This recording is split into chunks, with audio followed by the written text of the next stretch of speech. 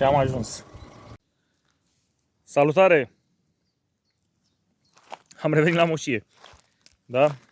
Cu gânduri mari. Avem gardul spart. Pe afară e vopsit gardul, înăuntru e leopardul. O să trebuiască să facem niște lucrări de dulgherie, tâmplărie și așa mai departe. O să încercăm să recuperăm din gard ce se poate recupera. Măcar partea de sus a ulucilor. Ăsta este gardul. Încercăm să scoatem de aici, din scândurile astea. Voi o să spuneți, dă-le dracu de scânduri. Ca să-l parafrazez și pe Nea Ilie, bă, dă-le dracu, e ușor de spus. Dar ce ne facem când nu mai avem? Așa că o să le recuperăm, o să vedeți. O bună parte din ele, măcar partea din sus e zdravănă. Da? Dacă sunt de la jumătate, ok, e numai bine. Ce mai rămâne? Facem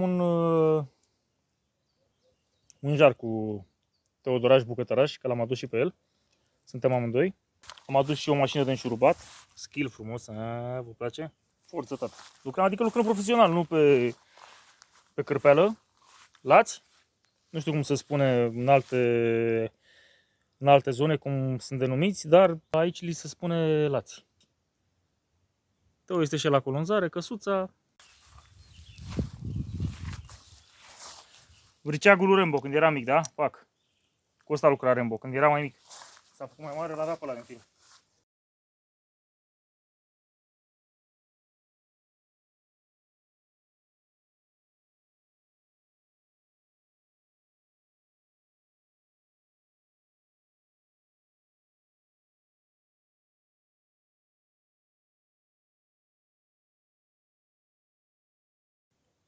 Tati, pot să spun și eu ceva? Da, ia zi.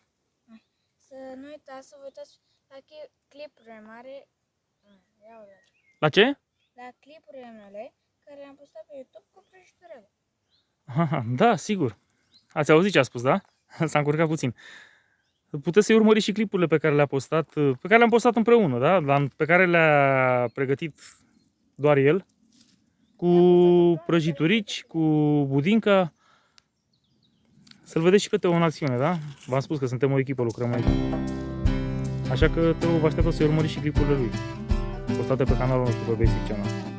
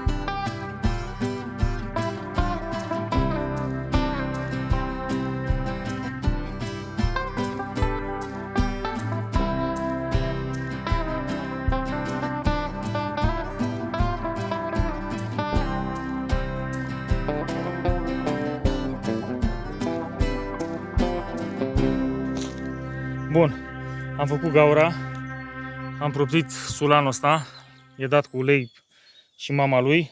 Am scos, uite, pietre colo, niște piatră de aia concasată acolo, pietruaiele astea mici colo. Hai te o bagă, tată, fără milă. Și las tu pom acum.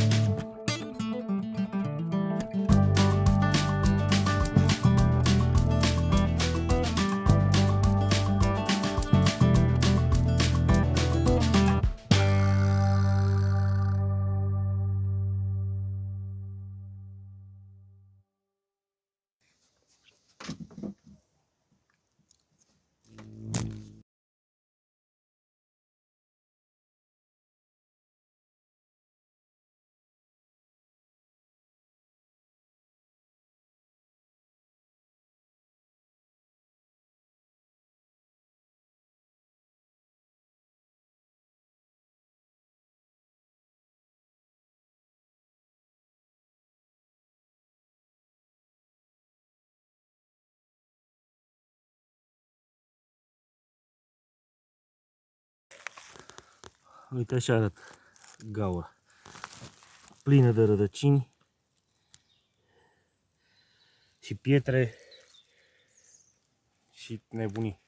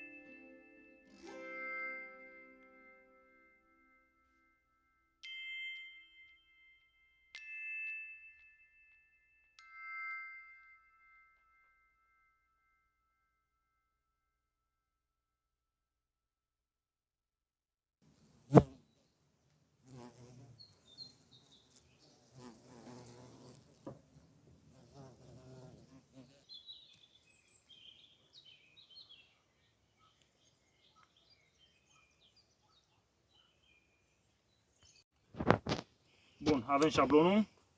Punem un picior aici. Ăsta aici.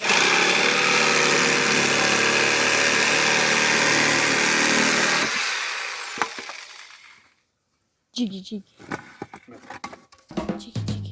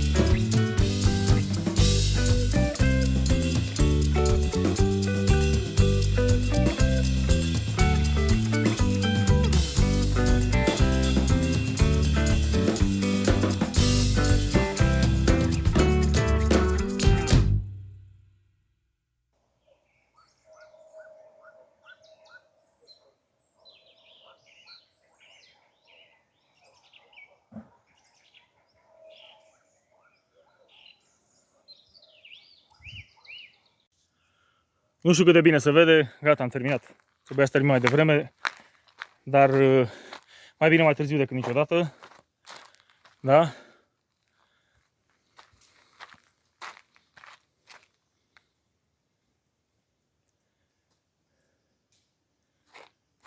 Revin cu niște poze mâine. Am vrut să fie un update așa la final de zi. Asta este gardul. Vedeți că avem și iluminat public, da? Stradal frumos, adică civilizație. Bun, a ieșit bine. Da, uite, nu mai cad ăsta acum. Între timp Teo a aprins focul. Frigem niște cârnăciori. Uite, frumos. Așa. Băgăm și niște cartofi în jar. Și cam atât pe ziua de astăzi. Mai facem și mâine. Mâine ne apucăm de săpat. Așa că țineți aproape. Lăsați și voi un comentariu. Apăsați butonul de subscribe, un like, dislike, ce vreți voi acolo. Da? Seară bună!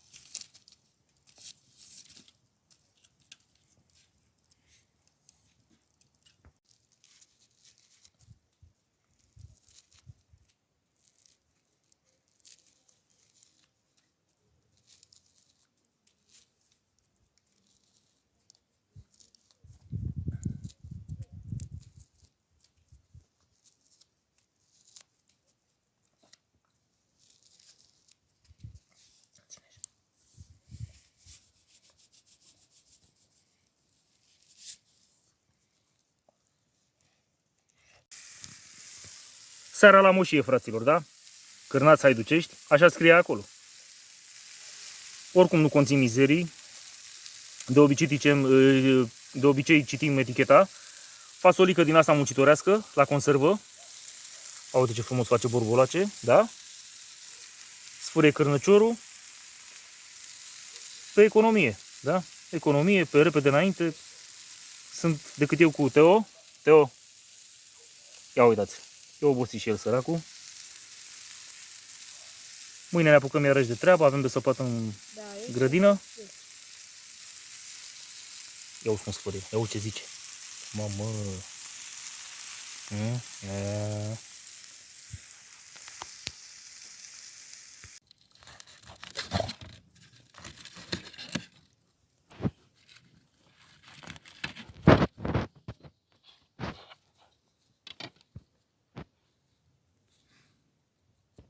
Vulpe mic. Aoleu. Ia, vrei și tu un cărnăcior? Linușca, ia.